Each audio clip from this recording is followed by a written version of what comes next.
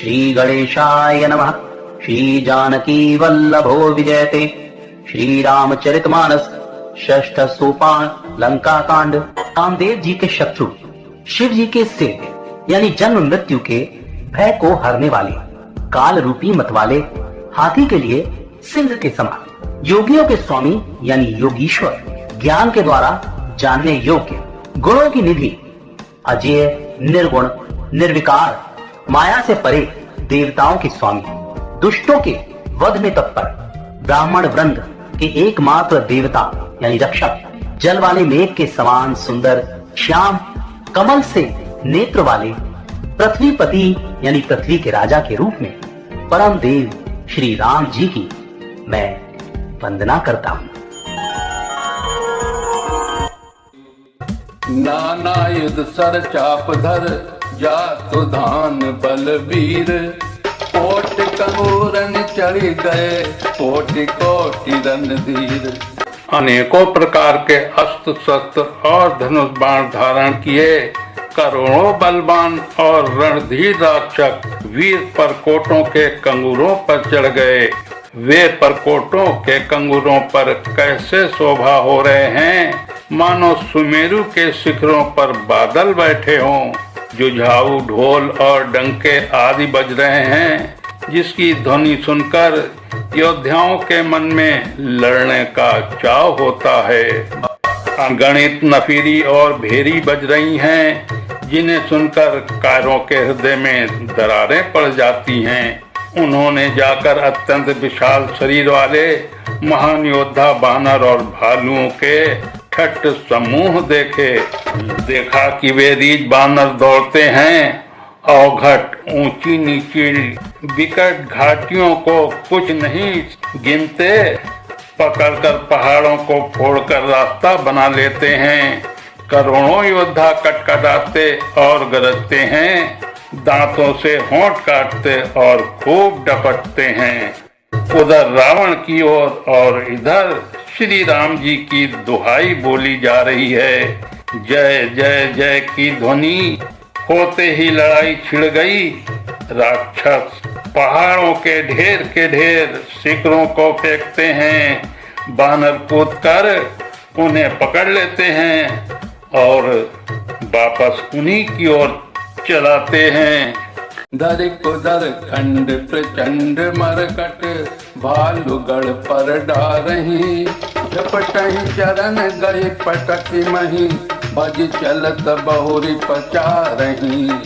अति तरल तरुण प्रताप तरपही, तमकी गढ़ चढ़ी चढ़ गए। कपि भालु चढ़े मंदर जहाँ तहाँ, राम जसु गावत भय। प्रचंड बानर और भालू पर्वतों के टुकड़े ले लेकर किले पर डालते हैं। वे झपटते हैं और राक्षसों के पैर पकड़कर उन्हें पृथ्वी पर पटककर भाग चलते हैं और फिर ललकारते हैं।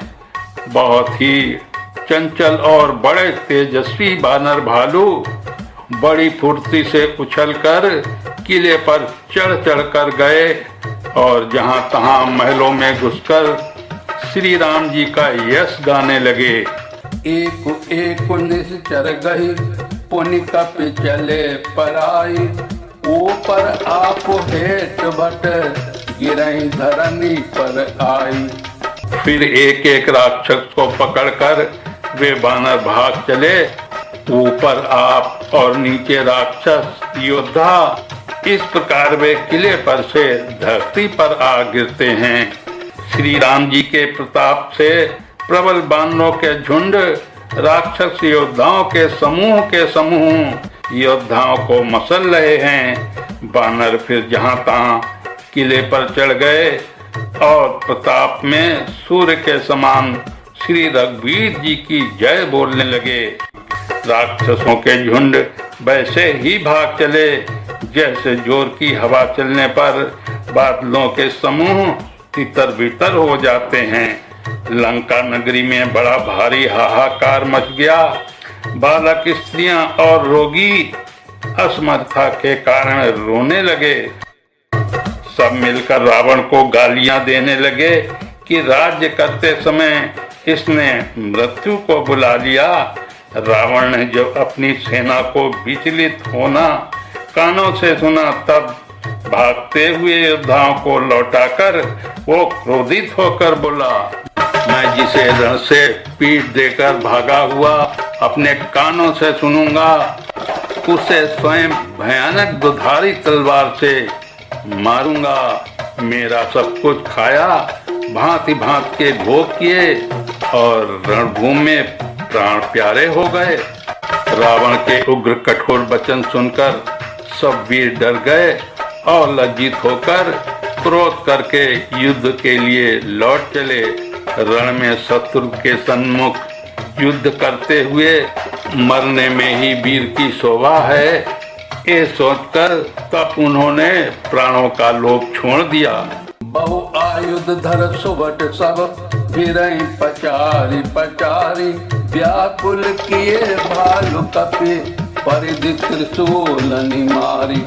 बहुत से अस्त्र शस्त्र धारण किए सब वीर ललका ललका कर भिड़ने लगे। उन्होंने परिधों और त्रिशूलों से मार मार कर सब रीछ बानरों को व्याकुल कर दिया। शिव जी कहते हैं, बानर भय आतुर होकर डर के मारे घबरा कर भागने लगे। तद्यपि उमा आगे चलकर वे ही जीतेंगे। कोई कहता है अंगद हनुमान कहाँ हैं, बलवान नल नील और दुविध कहाँ हैं। हनुमान जी ने अपने दल को विकल भयभीत हुआ सुना। उस समय वे बलवान पश्चिम द्वार पर थे। वहां उनसे मेघनाद युद्ध कर रहा था। वो द्वार टूटता न था, बड़ी भारी कठिनाई हो रही थी। तब पवन पुत्र हनुमान जी के मन में बड़ा भारी क्रोध हुआ। वे काल के समान योद्धा बड़े जोर से गरजे और कूदकर लंका के किले पर आ गए और पहाड़ लेकर मेघनाद की ओर दौड़े। रथ तोड़ डाला, सारथी को मार गिराया और मेघनाद की छाती में लात मारी। दूसरा सारथी मेघनाद को व्याकुल जानकर उसे रथ में डालकर तुरंत घर ले आया। अंगद सुना पवन सुत गढ़ पर गयऊ अकेल, रन बाकुरा बाल सुत तरक चढ़ेऊ कपि खेल। इधर अंगद ने सुना कि पवन पुत्र हनुमान किले पर अकेले हो गए हैं, तो रण के बाके बाल पुत्र बानर के खेल की तरह उछलकर किले पर चढ़ गए। युद्ध में शत्रुओं के विरुद्ध दोनों बानर क्रुद्ध हो गए। हृदय में श्री राम जी के प्रताप का स्मरण करके दोनों दौड़कर रावण के महल पर जा चढ़े और कौशल्या श्री रामचंद्र जी की दुहाई बोलने लगे। उन्होंने कलश सहित महल को पकड़ कर ढहा दिया। ये देखकर राक्षस राज रावण डर गया। सब स्त्रियां हाथों से छाती पीटने लगीं और कहने लगीं, अब की बार दो उत्पाती बानर एक साथ आ गए।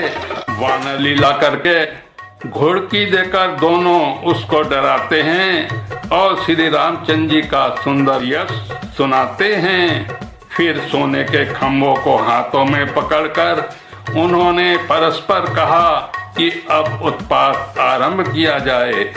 वे गरजकर शत्रु की सेना के बीच में कूद पड़े और अपने भारी भुजबल से उसका मर्दन करने लगे। किसी की लात से और किसी की थप्पड़ से खबर लेने लगे और कहते हैं कि तुम श्री रामचंद्र जी को नहीं भजते, उसका ए फल लो।